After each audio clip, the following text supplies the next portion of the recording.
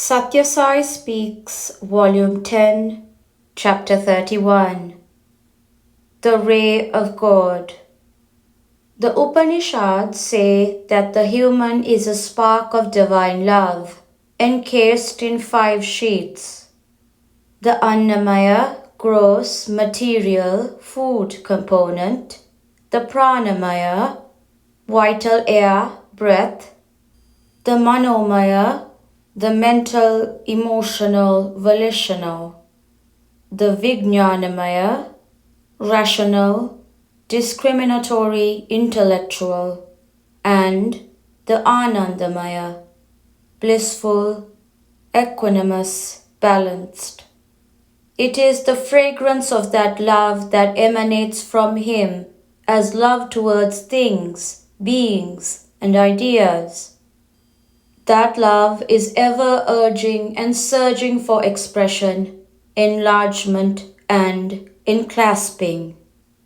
But the tangles of fear, greed, egoism, and aggrandizement do not allow the spark to grow and illumine the sheaths as well as the world around. This day is the festival of light, that is to say, of love. Knowledge too is praised as light, but it is often a clouding fog, a weapon of offense, a burden on the head, a drag on the hand of charity, a shackle on the feet. It ripens into a liberator only when it is earned through love and put into practice through love. Love alone gives light. Love unfolds first on the lap of the mother.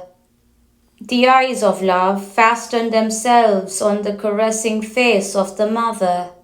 It then spreads towards the father, mother and sisters, kith and kin, friend and playmate, region and language, world and its maker. The I that lives within the body is like a lion in the cave. It is the monarch of the forest. But it limits itself to the few square feet of rocky floor. Let it come out, renouncing the petty possession. So long as you crib yourselves into the body consciousness, I am the body, you are the lion moping in the musty cave. Do not feel Deho Asmi, I am the body. Roar Brahmasmi, I am Brahman. I am all this and more. I am all this is, was and will be, and littleness, time, space, ego, all will flee from your heart. You will be love, love, love, and nothing else. That is to say, you will be divine, one with the One. Light has no boundaries, prejudices, or favorites. Expansion is love. Expansion is the essence of love. Love is God. Live in love. That is the Deepavali message I give you. When a lamp is lit from another, there are 2 where there was 1. But first, one did not stop emitting light.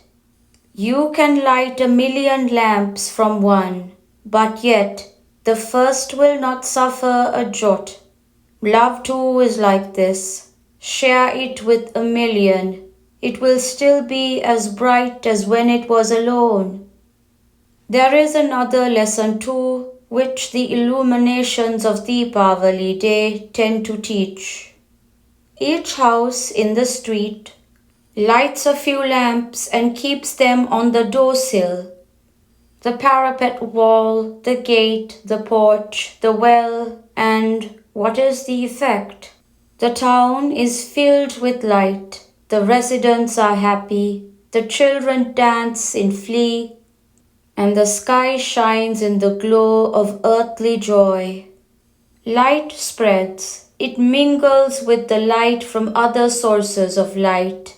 It has no boundaries or prejudices, no favorites. You may not like your neighbor, but the light from the lamp on your veranda shines hand in hand with the light from the lamp on his veranda. You cannot keep it back. Hold fast to God through any of the three paths. Deepavali is intended to teach you this lesson of light and love. Move out, clasp, spread, expand, give up limits of mine and thine, his and theirs, caste and creed, in one limitless flow of love. This is the culmination of all spiritual sadhana. Competition, the desire to defeat and overwhelm the other person, whatever the means necessary for his downfall. The greed to earn wealth, fame, superiority, these have put out the lamp of love in the human heart today. Resolve on this festival day to light it again when the worship of God starts in the shrine room. The first act of yours is lighting a lamp, isn't it? Without a lit lamp, no auspicious ceremony is initiated. When the lamp of love is shining, God manifests. Keep it burning bright and pure. God persists. Allow all to light their lamps from it. God showers grace. God first, the world next, myself last. That is the legitimate sequence for the sadhaka. And who is not the sadhaka? You have to be one now or later, so that you can be liberated from this cycle of birth-death. Now, man in his callousness towards his own welfare has turned it topsy-turvy. It is myself first, the world next, and God is last. So God is lost too. Hold fast to God, then you will be safe. You can hold fast to Him either through jnana, bhakti, or karma marga, paths of knowledge, worship, or work. You may travel first or second or third class in the train. The destination is the same.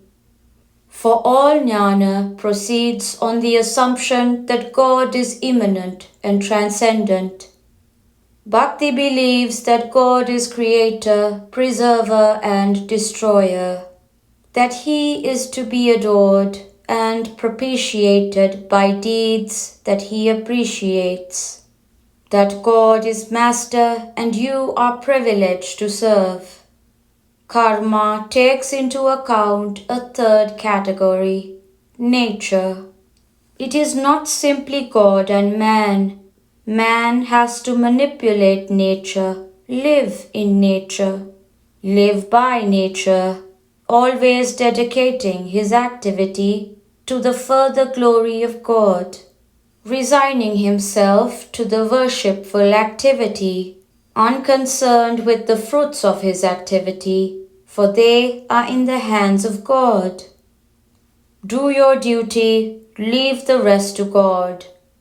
A disc with the 7 colors of the rainbow, when rotated quickly, gives not the band of vibgyor, violet, indigo, blue, green, yellow, orange, and red, but a band of white. So too, the 3 colors jnana, bhakti, and karma are different only when the white light of God is passed through the prism of human reason and mind. Activate them indeed, they are but parts of one ray. Love is the breath of the sadhana. Believe that all are God through jnana. Even then, compassion compels you to love and serve.